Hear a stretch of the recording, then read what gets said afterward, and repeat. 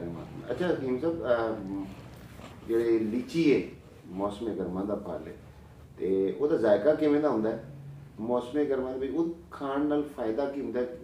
ਕਿਸ ਮਰਜ਼ ਵਾਸਤੇ ਆਮ ਰੂਟੀਨ ਵਿੱਚ ਬੰਦਾ ਖਾਵੇ ਤੇ ਉਹਦੇ ਨਾਲ ਕਿਹੜੇ ਕਿਹੜੇ ਮਰਜ਼ ਜਿਹੜੇ ਉਹਨਾਂ ਨੂੰ ਦੂਰ ਹੁੰਦਾ ਹੈ ਔਰ ਫਾਇਦਾ ਇਨਸਾਨੀ ਸਿਹਤ ਨੂੰ ਕਿੰਨਾ ਕੁ ਦਿੰਦੀ ਹੈ? ਲੀਚੀ ਦਾ ਜ਼ਾਇਕਾ ਖਟਾਸ ਵਾਲਾ ਹੁੰਦਾ ਹੈ, ਲੀਚੀ ਦਾ ਵੀ ਸਟ੍ਰਾਬਰੀ ਦਾ ਵੀ। ਲੀਚੀ ਪੁੱਛਿਆ ਨਾ? ਹਾਂਜੀ, ਲੀਚੀ ਦਾ ਜ਼ਾਇਕਾ ਖੱਟਾ ਹੁੰਦਾ ਹੈ ਤੇ ਮਿਠਾਸ ਵਾਲਾ ਵੀ ਹੁੰਦਾ, ਲੇਕਿਨ ਖਟਾਸ ਉਹਦੀ ਫਿਤਰਤ ਵਿੱਚ ਮੌਜੂਦ ਹੈਗੀ। ਇਹਨੂੰ ਅਸੀਂ ਆਪਣੀ ਉਹ ਦੂਸਰੇ ਆਮ ਰੂਟੀਨ 'ਚ ਕਹਿੰਦੇ ਹਾਂ ਅਸਾਬੀ ਅਜ਼ਲਾਤੀ, ਯਾਨੀ ਇਹਦੇ 'ਚੋਂ ਅਸਾਬੀਅਤ ਜ਼ਿਆਦਾ ਹੈ, ਰਤੂਬਤ ਜ਼ਿਆਦਾ ਹੈ, ਅਸਾਬ ਨੂੰ ਦਿਮਾਗ ਨੂੰ ਤਾਕਤ ਵਾਲੀ ਜ਼ਿਆਦਾ ਹੈ ਅਤੇ ਇਹਦਾ ਰਜੂਅ ਜਿਹੜਾ ਹੋਵੇਗਾ ਦਿਲ ਵਾਲੇ ਪਾਸੇ, ਦਿਲ ਨੂੰ ਵੀ ਤਾਕਤ ਦਿੰਦੀ ਹੈਗੀ। ਗਰਮੀ ਦਾ ਮੌਸਮ ਹੁੰਦਾ ਨਾ, ਗਰਮੀ ਦੀ ਸ਼ਿੱਦਤ ਨਾਲ ਅਜ਼ਲਾਤ ਜਿਹੜੇ ਮਸਕੂਲਰ ਟਿਸ਼ੂ ਜਿਹੜੇ ਕਮਜ਼ੋਰ ਹੋ ਗਏ ਹੁੰਦੇ ਨੇ। ਇਹ ਫੌਰੀ ਤੌਰ ਦੇ ਉੱਤੇ ਇੱਕ ਤਾਂ ਦਿਮਾਗ ਨੂੰ ਜਿਹੜੀ ਉਹਨੂੰ ਸਕੂਨ ਦੇ ਦਿੰਦੀ, ਤਹਿਰੀਕ ਕੂਵਤ ਦੇ ਦਿੰਦੀ। ਦੂਸਰੇ ਨੰਬਰ 'ਤੇ ਮਸਕੂਲਰ ਟਿਸ਼ੂ ਨੂੰ ਜਾਂ ਦਿਲ ਨੂੰ ਜਾਂ ਅਜ਼ਲਾਤ ਨੂੰ ਜਿਹੜਾ ਨਾ ਉਹਨਾਂ ਨੂੰ ਰਤੂਬਤ ਦੇ ਕੇ ਅਤੇ ਸਕੂਨ ਦੇ ਦਿੰਦੀ ਹੈ। ਉਹਦੀ ਜੋ ਖਟਾਸ ਵੀ ਹੈ, ਖਟਾਸ ਜਿਹੜੀ ਉਹਨੂੰ ਕੂਵਤ ਵੀ ਦੇ ਦਿੰਦੀ ਹੈ। ਇੱਕ ਉਹਨੂੰ ਸਕੂਨ ਅਤੇ ਦੂਸਰੇ ਖਟਾਸ ਦੇ ਕੇ ਫੌਰੀ ਉਹਨੂੰ ਕੂਵਤ ਵੀ ਦਿੰਦੀ, ਯਾਨੀ ਸਟੀਮੂਲੇਸ਼ਨ ਦੇ ਦਿੰਦੀ ਹੈ। ਅਜ਼ਲੇ ਦਾ ਕੰਮ ਹੀ ਜਿਹੜਾ ਨਾ ਹਰਕਤ ਕਰਨਾ ਹੈ, ਉਹਦੀ ਹਰਕਤ ਨੂੰ ਮੈਂ ਪੈਦਾ ਕਰ ਦਿੰਦੀ। ਦੂਸਰੇ ਨੰਬਰ 'ਤੇ ਹਾਜ਼ਮ ਵੀ ਹੈਗੀ, ਮੈਦੇ ਦੇ ਹਾਜ਼ਮੇ ਵੀ ਪੈਦਾ ਕਰਦੀ। ਮੈਦਾ ਠੰਡਾ ਹੋ ਗਿਆ ਹੁੰਦਾ, ਠੰਡੇ ਪਾਣੀ ਪੀ ਪੀ ਕੇ ਅਤੇ ਠੰਡੇ ਮਸ਼ਰੂਬਾਤ ਪੀ ਪੀ ਕੇ ਇਹ ਖਟਾਸ ਜਾ ਕੇ ਅਤੇ ਉਹਨੂੰ ਹਜ਼ਮ ਕਰ ਦਿੰਦੀ। ਅਸੀਂ ਅਕਸਰ ਸਕੰਜਵੀ ਪੀਂਦੇ, ਲੀਮੂ ਪੀਂਦੇ ਹਾਂ, ਲੀਮੂ ਦੇ ਵਿੱਚ ਹਲਕੀ ਜਿਹੀ ਖਟਾਸ ਵੀ ਹੈ, ਲੇਕਿਨ ਉਹ ਖਟਾਸ ਹੈਗੀ ਠੰਡਕ ਵਾਲੇ ਮਿਜ਼ਾਜ ਦੀ, ਤੇਜ਼ਾਬੀ ਖਟਾਸ ਨਹੀਂ ਬਲਕਿ ਠੰਡਕ ਵਾਲੀ ਹੈਗੀ, ਜਿਹੜੀ ਸਕੂਨ ਦਿੰਦੀ ਹੈ, ਗਰਮੀ ਨੂੰ ਤੋੜਦੀ ਹੈਗੀ।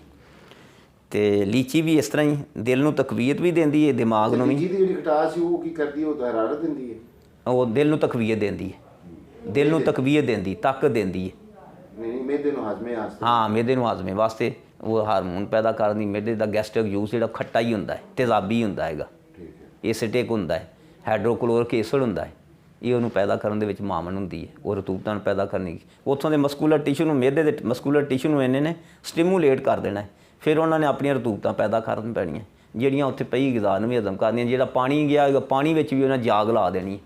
ਉਸ ਤਰ੍ਹਾਂ ਮਸਲਨ ਦੁੱਧ ਪਿਆ ਹੈ ਨਾ, ਦੁੱਧ ਅਤੇ ਦੁੱਧ ਨੂੰ ਉਸ ਤਰ੍ਹਾਂ ਉਹ ਖਰਾਬ ਹੋ ਜਾਏਗਾ ਛੇਤੀ, ਅਗਰ ਉਹਨੂੰ ਜਾਗ ਲਾ ਦਿੱਤੀ ਜਾਏ ਤਾਂ ਫਿਰ ਉਹ ਅਗਲਾ ਪ੍ਰੋਸੈਸ ਕਰ ਜਾਂਦਾ ਹੈ, ਉਹ ਦਹੀਂ ਬਣ ਜਾਂਦਾ ਹੈ, ਯਾਨੀ ਤੁਹਾਡੇ ਖਾਣ ਦੇ ਕਾਬਲ ਰਹਿ ਗਿਆ ਨਾ।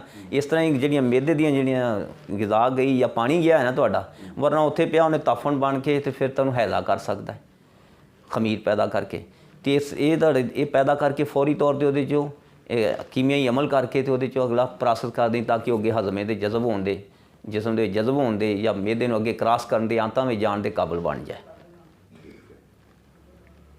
ਇਹ ਕਿਸ ਵੇਲੇ ਖਾਣੀ ਚਾਹੀਦੀ ਹੈ? ਆਮ ਇਹਦਾ ਕੋਈ ਟਾਈਮ ਕਿੰਨੇ? ਇਹ ਖਾਣੇ ਦੇ ਉੱਤੋਂ ਵੀ ਖਾ ਸਕਦੇ ਜੇ, ਬਤੌਰੇ ਫਾਲੇਗਾ, ਜਿੰਨੀ ਤੁਹਾਨੂੰ ਜ਼ਰੂਰਤ ਹੋਵੇ ਖਾ ਸਕਦੇ ਜੀ। ਇੱਕ ਕਮ ਸੇ ਕਮ ਤੁਸੀਂ ਅੱਧ ਪਾ ਤੋਂ ਲੈ ਕੇ ਅਤੇ ਪਾਈਆ ਤੱਕ ਲੈ ਸਕਦੇ ਜੀ।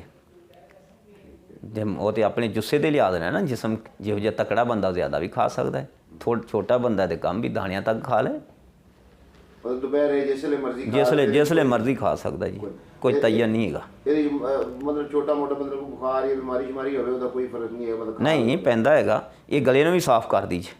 ਅੱਛਾ, ਖੱਟੀਆਂ ਚੀਜ਼ਾਂ ਜਿਹੜੀਆਂ ਨਾ, ਮਸਲਨ ਕਿੰਨੂ ਮਾਲਟਾ ਹੋਵੇਗਾ, ਸਰਦੀ 'ਚ ਆਉਂਦਾ ਹੈ, ਉਦੋਂ ਤਾਂ ਬਲਗਮ ਫਸੀ ਹੁੰਦੀ ਹੈ ਅਤੇ ਉਦੋਂ ਖਟਾਸ ਆਈ ਅੱਲਾ ਨੇ ਭੇਜੀ ਹੋਈ ਹੈ। ਇਹ ਖਟਾਸਾਂ ਜਿਹੜੀਆਂ ਨੇ ਇਹੋ ਜਿਹੀਆਂ ਨੇਗੀਆਂ ਕਿ ਇਹ ਬਲਗਮ ਨੂੰ ਪਤਲੀਆਂ ਕਰਕੇ ਬਾਹਰ ਕੱਢ ਦਿੰਦੀਆਂ ਨੇ, ਫੇਫੜਿਆਂ ਨੂੰ ਸਾਫ਼ ਕਰ ਦਿੰਦੀਆਂ, ਸਾਂਸ ਖੁੱਲ੍ਹ ਜਾਂਦੇ, ਸਾਂਸ ਦੀਆਂ ਨਾਲੀਆਂ ਖੁੱਲ੍ਹ ਜਾਂਦੀਆਂ, ਬਲਗਮ ਜਿਹੜੀ ਬਾਹਰ ਆਸਾਨੀ ਨਾਲ ਨਿਕਲ ਆਉਂਦੀ ਹੈ। ਇਹਦੇ ਨਾਲ ਵੀ ਇਸ ਤਰ੍ਹਾਂ ਹੀ ਹੋ ਜਾਂਦਾ ਹੈ। ਇਹ ਵੀ ਜਿਹੜੀਆਂ ਗਰਮੀ ਦੇ ਠੰਡੇ ਪਾਣੀ ਪੀ ਪੀ ਕੇ, ਠੰਡੇ ਮਸ਼ਰੂਬ ਖਾ ਖਾ ਕੇ ਨਾ ਗਲਾ ਖਰਾਬ ਹੋ ਗਿਆ ਹੁੰਦਾ ਨਾ, ਅਤੇ ਇਹ ਵੀ ਉਹਨੂੰ ਸਾਫ਼ ਕਰ ਦਿੰਦੀ ਹੈ। ਇਹਦੇ 'ਚ ਐਸੀ ਅੱਲਾ ਨੇ ਖਾਸੀਅਤ ਰੱਖੀ ਹੋਈ ਹੈ।